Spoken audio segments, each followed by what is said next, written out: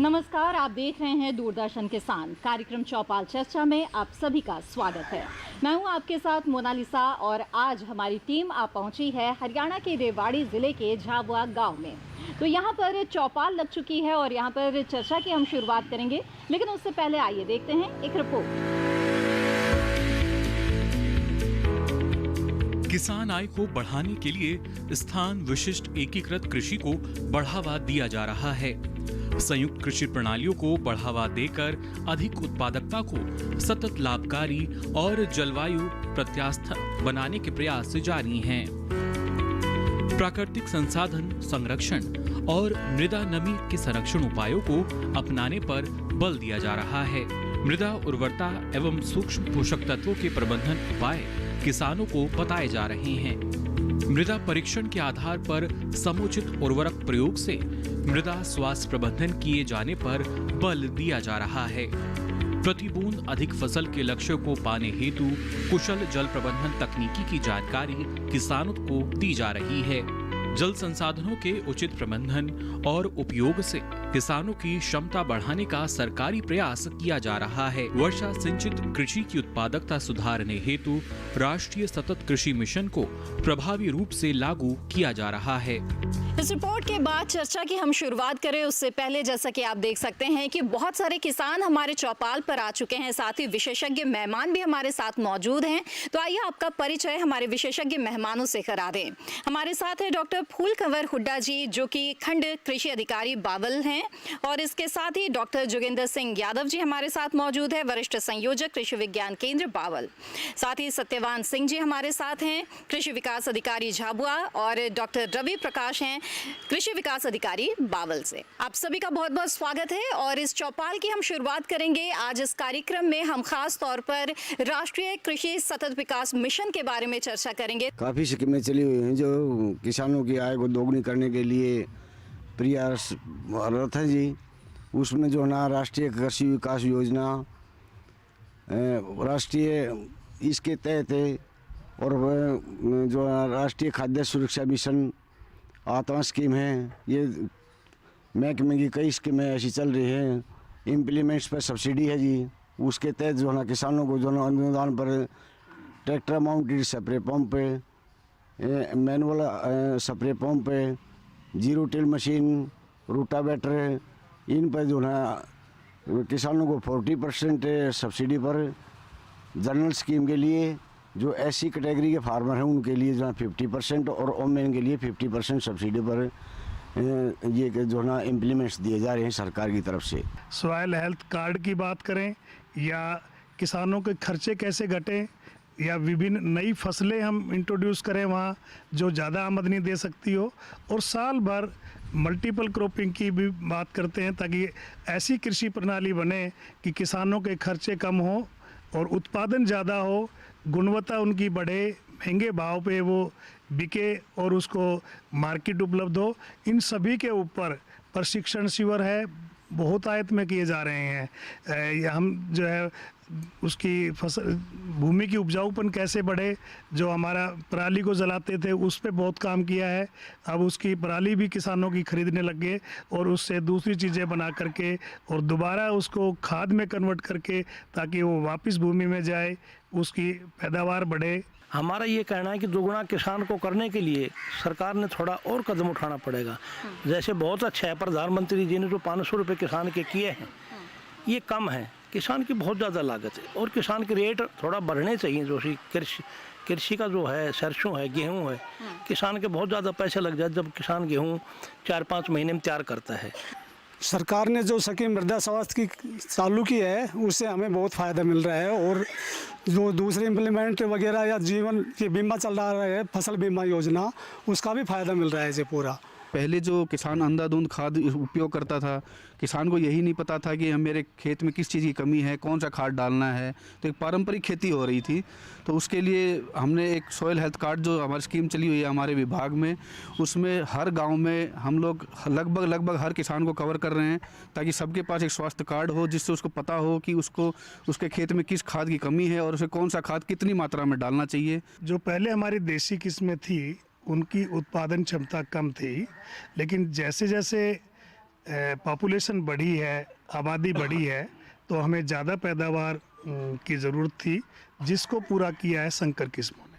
संकर किस्मों का पोटेंशियल बहुत ज़्यादा है, उत्पादन क्षमता बहुत है, हालांकि उसको पोषक तत्व भी ज़्यादा चाहिए, न्यूट्रिएंट्स उसको ज़्यादा चाहिए। उसके लिए हम इंटीग्रेटेड न्यूट्रिएंट मैनेजमेंट का अडोप्शन करते हैं, ताकि सारा जो रासायनिक खाद है उस पर हम निर्भर ना रहें। हरी खाद को बढ़ावा देना है, वर्मी कंपोस्ट को देना है, कंपोस्ट खाद जो गोबर की खाद है उसको बढ़ावा देना है, ताकि रासायनिक खाद पे निर्भरता कम हो, गुणवत्ता भी अच्छी रहे और पैदावार भी अच्छा रहे। दूसरा है कि सभी तरह से किसान अपना आमदनी बढ़ाने के लिए खर्चे नियंत्रित रखें। अब जैसी बात हो रही थी कि सॉइल हेल्थ कार्ड, उसका बहुत योगदान है। संतुलित पोषक तत्व बहुत ज़रूरी है। अगर किसी पोषक तत्व की कमी रहे या दूसरे की अधिकता हो जाए तो वो उत्पादन क्षमता को बिगाड़ देता है, उससे हानिकारक दुष्प्रभाव होते हैं, तो उससे हमें बचना चाहिए। सॉइल हेल्थ से आपको पता लगेगा कि किस पोषक तत्व में ये हमारी भूमि कमी है और किस में हमारे जो पर्याप्त है, तो हम ज़रूरत के अनुसार पोषक तत्व देंगे तो उत्पादन क्षमता बढ़ेगी और फ़ायदा भी बढ़ेगा, खर्चे कम होंगे। अभी नई फसलों की बात थी, तो उसमें हम विभिन्न नई फसलें जो हमने यहाँ पे ट्राई की है, तो अरंड की एक फसल जो पूरे भारत में बहुत अच्छी होती है, हमारे दक्षिण पश्चिम हरियाणा में बहुत अच्छी निकली है और उससे मृदा स्वास्थ्य भी बढ़ रहा है। उससे ज़मीन में जो वायु का और जल का जो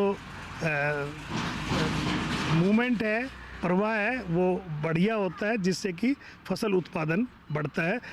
ग्रामीण जो अपना कर रहे हैं, खास करके डेयरी उत्पाद दूध का कर रहे हैं, गाय बांध रहे हैं और भैंसों का भी, खास करके गायों की डेयरी काफ़ी हो रही है गाँव के अंदर।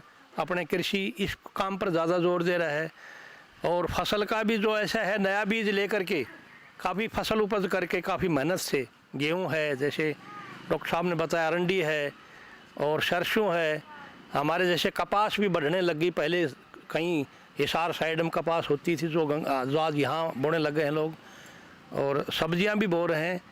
तो किसान अपनी फसल अपने हिसाब से ये बता रहा है। सरकार की तरफ से तो कभी किसान को पूरा आज तक बीज भी नहीं मिला है। जितना बीज सरकार ने आज 1000 करोड़ ग्रांट आवंटित कर दिया कृषि क्षेत्र पे, कोई भी एक भी सरकारी बीज आज, अगर प्राइवेट बीज जितना भी पाइनर की सिरसू है, पाइनर का बाजरा है, ये सब प्राइवेट से किसान ले लेके कमर टूट चुकी है किसान की। कुछ किसान भाई हमारे हैं जो समय पे ही विश्वविद्यालय द्वारा तैयार किया हुआ बीज या सरकारी संस्थाओं का बीज लेकर के और उसकी उतनी ही देख रेख, उतने ही उपजाऊ खेत में करते हैं, तो उनकी उतनी ही उत्पादन क्षमता आती है जिस तरह की दूसरे की आती है। थोड़ा 19-20 हो सकता है, लेकिन गुणवत्ता सरकारी जो बीज होते हैं उसकी गुणवत्ता में कभी भी कोई कमी नहीं होती है। ये थोड़ा सा मैं ठीक करना चाहूँगा इस बात को। और यदि उत्तम बीज लेकर के और उन्नत तकनीक, लेटेस्ट टेक्नोलॉजी जो अगर अपनाई जाए, सभी तरह बिजाई का समय, लाइन से लाइन की दूरी, खरपतवार नियंत्रण, खाद प्रबंधन, सिंचाई प्रबंध, जितना ज़रूरत है उतना दें, कई बार बहुत कम या ज़्यादा रह जाता है, तो इन सब चीज़ों का ध्यान रखें तो शर्तिया तौर पे पैदावार भी बढ़ेगी, खर्चे कम होंगे, आमदनी बढ़ेगी। जैसा कि मैंने बताया, जो मृदा स्वास्थ्य कार्ड है, हम पहले जब स्कीम चली थी उस वक्त एक मुश्तिल पे यानी कि 25 किले के ऊपर सिर्फ 1 एकड़ को, 4 एकड़ को हमने कवर किया था, जिस वजह से हर किसान और हर खेत कवर नहीं हो पाया था। अगर मान लो किसी किसान के पास 10 एकड़ ज़मीन है तो हो सकता है उसका 1 एकड़ या आधा एकड़ ही जिसका कार्ड बन के आया हो, और झाबुआ गाँव में मेरे ख्याल से 300 से ज़्यादा कार्ड बट चुके हैं। अब जो आदर्श ग्राम विकास के तहत जो पायलट प्रोजेक्ट चलाया जा रहा है, क्या आपको लगता है इससे हर किसान के हाथ में ये कार्ड आ जाएगा? और जब आ जाएगा तो हम जानना चाहेंगे कि आपके क्षेत्र में खास तौर पर कब तक उम्मीद कर सकते हैं कि उनके हाथ में ये कार्ड होगा और किस तरह से उसका लाभ उठा सकते हैं?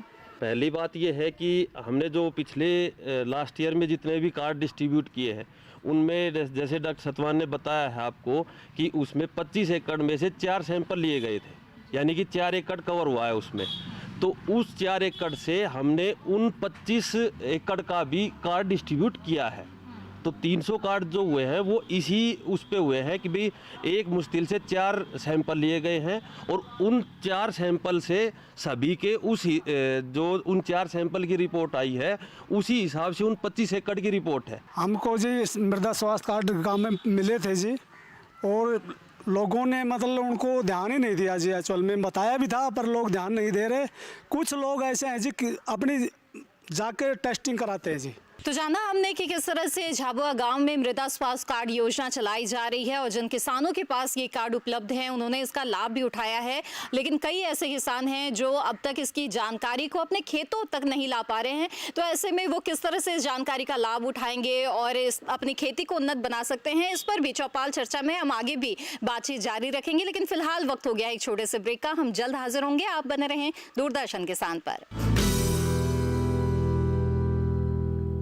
हर गांव पर नजर, हर तकनीक पर पकड़, खबर मौसम की हो या हो हाट बाजार, दिखाएंगे देश की प्रमुख हलचल और खेती किसानी से जुड़ी हर बात। देखिए किसान समाचार रोजाना दोपहर 1:30 पर और शाम 7 बजे। ब्रेक के बाद आप सभी का फिर से स्वागत है। आप देख रहे हैं कार्यक्रम चौपाल चर्चा। चौपाल चर्चा कार्यक्रम में आज हम मौजूद है हरियाणा के झाबुआ गांव में। तो बातचीत का जो सिलसिला है उसे हम आगे जारी रखेंगे, लेकिन उससे पहले आइए देखते हैं एक रिपोर्ट।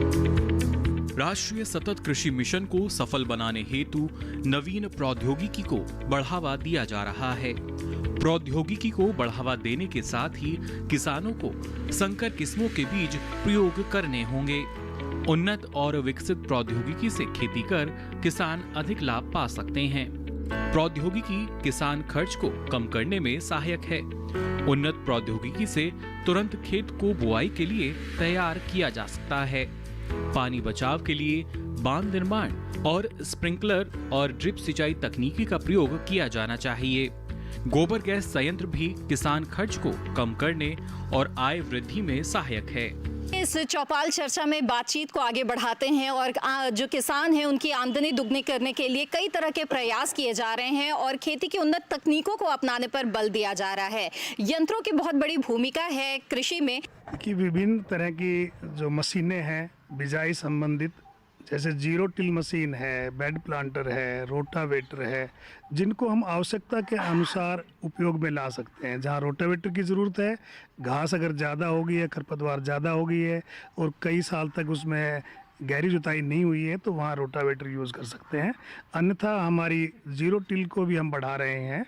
तो जीरो टिल में उससे भूमि की उपजाऊ शक्ति बढ़ती है। अगर हम साल दर साल लेते हैं 3-4 साल तक और लगातार, उसमें रेजिड्यू भी थोड़ा छोड़ते हैं। जैसे धान और गेहूं प्रणाली में ये बहुत सक्सेसफुल हुई है।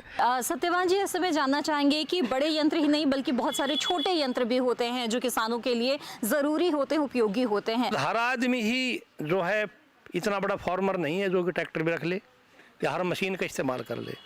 तो इसलिए छोटे किसान को भी तवज्जो दी जाए कि उनका जैसा केसीसी है, लोन है, आज किसान ट्रैक्टर लेता है वही 12-13% या 10% का ब्याज उससे किसान से पड़ता है भी नहीं, उसने अपनी ज़मीन बेचनी पड़ती है। जैसे हमारे जितने भी स्प्रे पंप होते हैं, चाहे वो मैनुअल स्प्रे पंप हो, चाहे बैटरी ऑपरेटेड स्प्रे पंप हो या ट्रैक्टर माउंटेड स्प्रे पंप हो, उन सब पे ही हमारी सरकार सब्सिडी दे रही है, जिसमें 50% अनुदान पर वो सारे यंत्र किसानों को उपलब्ध है। हर साल इसका ऑनलाइन रजिस्ट्रेशन करवाना होता है किसानों को और उसके हिसाब से लकी ड्रॉ के हिसाब से किसानों को मिलते हैं। वो इसमें हैंड व्हील हो आता है एक जो बहुत पुराना यंत्र है, तो वो कारगर सिद्ध हो सकता है इस उसमें छोटे यंत्रों में, जिसको कि अपने जो लेडीज़ बहनें हैं वो भी चला सकती है, बच्चा भी चला सकता है। वो अपना एक खरपतवार नाशक के रूप में उसको यूटिलाइज कर सकते हैं। हम बिल्कुल सेटिस्फाई हैं। किसान हमारी सरकार हमारी खूब सहायता कर रही है, लेकिन किसान को पर कैसे करता हो? कुछ किसान हैं मेहनत करके अच्छी पैदा लेते हैं, कुछ किसान हैं वो मेहनत नहीं करेंगे तो पैदा कैसे होगी? हमें अभी भी पता चला है कि ये डॉक्टर साहब ने बताया कृषि में इतने मतलब कार्ड वगैरह, हमें अभी पता चला है इस बारे में। ये जो स्कीम बताई हुई है इनके बारे में हमें अब इनका उपयोग हम उठाएंगे। सरकार से हमको अच्छी स्कीम चाहिए, जैसे मधुमक्खी की ट्रेनिंग हुई उसमें बढ़ावा देना चाहिए, सिलाई में बढ़ावा देना चाहिए, जैसे डेयरी हुई, वर्मी कंपोस्ट खाद हुए, उसमें सब कुछ में बढ़ावा चाहिए महिलाओं के लिए। तो हमारे साथ मौजूद महिला किसानों ने बहुत ही महत्वपूर्ण बात कही है महिला उद्यमिता को लेकर। इस बातचीत को भी चौपाल चर्चा में हम आगे बढ़ाएंगे, लेकिन फिलहाल कार्यक्रम में वक्त हो गया है एक छोटे से ब्रेक का। हम जल्द हाजिर होंगे, आप बने रहें दूरदर्शन किसान पर।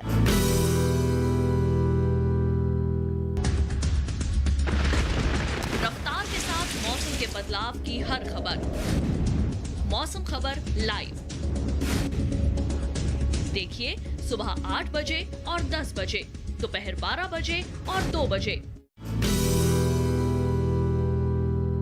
ब्रेक के बाद आप सभी का फिर से स्वागत है। आप देख रहे हैं कार्यक्रम चौपाल चर्चा।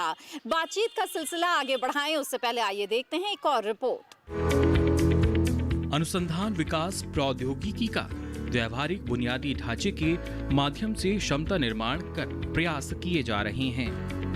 राष्ट्रीय सतत कृषि मिशन की सफलता के लिए बीज, जल, कीट, पोषक तत्व प्रबंधन पर बल दिया जा रहा है। कृषि पद्धतियों, ऋण, बीमा, बाजार और सूचना के माध्यम से आजीविका विकास का काम किया जा रहा है। उद्यमिता विकास और मूल्य संवर्धन तकनीकी का प्रशिक्षण किसानों को दिया जा रहा है। सरकारी संस्थानों में किसानों को प्रशिक्षण सुविधाएं उपलब्ध कराई जा रही हैं। मिशन में कृषि सह व्यवसायों से भी किसानों को अवगत कराया जा रहा है। बंजर भूमि जोखिम प्रबंधन जानकारी और जैव प्रौद्योगिकी उपयोग को मिशन के कार्यक्षेत्र में शामिल किया गया है। किसान आय को बढ़ाने के लिए मधुमक्खी पालन और जैव उत्पाद इकाई स्थापना पर बल दिया जा रहा है। आइए अब बातचीत को आगे बढ़ाते हैं और ब्रेक पर जाने से पहले जिस तरह से हमारे किसान साथियों ने यहाँ पर केसीसी और महिला किसानों की उद्यमिता को लेकर सवाल किए थे और अपनी बात बताई थी, उस बातचीत को यहाँ पर आगे बढ़ाते हैं। मेक में के साथ साथ जी महिलाएं जो ना अपने पशुपालन जैसे डेयरी का कार्य बहुत बढ़िया अच्छी तरह से कर सकती हैं जी। इनसे जो ना महिलाएं की भी और पारिवारिक और परिवार की जो ना आमदनी दोगुनी हो सकती है। कृषि के साथ साथ अपनी जो ना पशुपालन विभाग हमारे और जो ना पशुओं के गाय भैंस के लिए भी लोन देती है सरकार। उनसे लोन लेकर अपने जो ना 1-2 पशु का जो ना कार्य शुरू करो, उसके बाद जो ना इनकम बढ़ेगी और साथ साथ एग्रीकल्चर का काम भी, खेती बाड़ी का काम भी उसके साथ साथ चले जाएगा। हम महिला उद्यमिता पर और युवा किसानों के लिए बहुत से प्रशिक्षण शिविर चलाते रहते हैं समय समय पर, जो कि सामान्य वर्ग से भी और अनुसूचित जाति के लिए भी विशेष तौर पे है। हमारे यहाँ डेयरी पालन पे और मधुमक्खी पालन, कीटनाशकों का छिड़काव कैसे करें, कितना करें, कब करें, उसकी मशीनें, इन सब पे, और सब्जी और फल प्रोसेसिंग के ऊपर और विभिन्न तरह के सिलाई, कढ़ाई, बुनाई, इससे संबंधित समय समय पर महिलाओं के लिए इस केंद्र, कृषि विज्ञान केंद्र पर प्रशिक्षण शिविर आयोजित किए जाते हैं। क्योंकि बड़े लेवल पे डेयरी फार्मिंग प्रोजेक्ट करना, उसमें मैन पावर का इशू रहता है, लेकिन जो आज के जिनमें मशीनें चल रही हैं, दूध निकालने वाली मशीनें जो हैं, उनका अच्छे से उपयोग करके और एक अच्छा लाभ कमाया जा सकता है डेयरी फार्मिंग के थ्रू। अगर आप 50, 60 या 40 भैंसों से अगर काम स्टार्ट करते हैं तो उससे बहुत बेनिफिशियल है। जैसा कि आपको पता है कि भाई पशुधन पे बात चल रही है, भाई पशुधन आपके पास है, पशुधन से आप दोनों तरीके से दूध घी बेच के भी आप अपना काम चला रहे हो। दूसरा, इसके साथ साथ आप वर्मी कंपोस्ट यूनिट लगा सकते हो। वर्मी कंपोस्ट यूनिट के लिए आपको जो इनिशियल कॉस्ट है वो 0 पे आ जाएगी, जो 0 कॉस्ट से स्टार्टिंग होगी, क्योंकि आपके पास पशुधन है और उसी का गोबर आपका वर्मी कंपोस्ट यूनिट के लिए काम आ जाएगा। उससे आपकी जितनी ज़्यादा उपजाऊ शक्ति, जो ज़मीन की उपजाऊ शक्ति है, जितनी ज़्यादा वर्मी कंपोस्ट से होती है, किसी चीज़ से नहीं हो रही आज के दिन। आप उसको 3 साल तक कंटिन्यू यूज करो, उसके बाद आपको रासायनिक खाद की जरूरत नहीं पड़ेगी। किसान को मदद क्या मिल रही है? जब एक जो हमारी फसल को खरीदता है उसको 50 लाख केसीसी और हमारा 12 साल पहले का 3 लाख केसीसी है। मेरा ये पॉइंट है केसीसी के लिए। केसीसी सिर्फ एक किसान को मिलता है और वो बैंक की लिमिट है। अगर पर एकड़ आपको 70,000 रुपये, 1 लाख रुपए या 1.5 लाख रुपए के आसपास मिलता है। और वो जो केसीसी की जहाँ तक हम बात करते हैं, केसीसी का मतलब ये है कि आप उसके जो खेती बाड़ी का काम है उसमें आप उस पैसे को यूटिलाइज करें, न कि उस पैसे को किसी और स्कीम में यूटिलाइज करें। जब भी कोई कृषि विकास अधिकारी या कोई भी कृषि विभाग अधिकारी आपके पास आता है यहाँ पे आपके सैंपल लेने के लिए मिट्टी के, तो उनको पूरी जानकारी दीजिए कि पिछले 3 वर्षों में आपने कौन कौन सी फसल बोई थी, रबी में और खरीफ में, ताकि आपके उसी हिसाब से वो आपको बता सकें कि आपकी कौन सी फसल ज़्यादा थी, इसलिए किन कारणों से कौन से न्यूट्रिएंट की कमी आपके खेत में हुई है और आगे आप इसमें क्या लगाना चाहते हैं, ताकि आपको अगर डाक द्वारा आपकी रिपोर्ट भेजी जाती है तो आपको उसमें लिख के बताया जाए कि आप इस फसल के लिए इस चीज़ को आप ज़्यादा खाद के ऊपर ध्यान दीजिए। और इसी के साथ हरियाणा के रेवाड़ी जिले के झाबुआ गांव से ये था हमारा आज का चौपाल चर्चा कार्यक्रम, जिसमें हमने खास तौर पर तमाम उन योजनाओं के बारे में विस्तार से बातचीत की जो किसानों की आमदनी को दुगना करने के उद्देश्य को पूरा करने के लिए बहुत ही अहम है। इसके बारे में जहां किसानों ने बताया कि कुछ योजनाओं का लाभ उन्हें मिल रहा है और जिन योजनाओं के बारे में जानकारी नहीं है उसके बारे में बहुत ही विस्तार से पूरी जानकारी विशेषज्ञ मेहमानों ने यहाँ पर किसानों को दी है, तो हम ये उम्मीद कर सकते हैं कि इन जानकारियों का लाभ आगे से ये तमाम किसान जरूर उठाएंगे।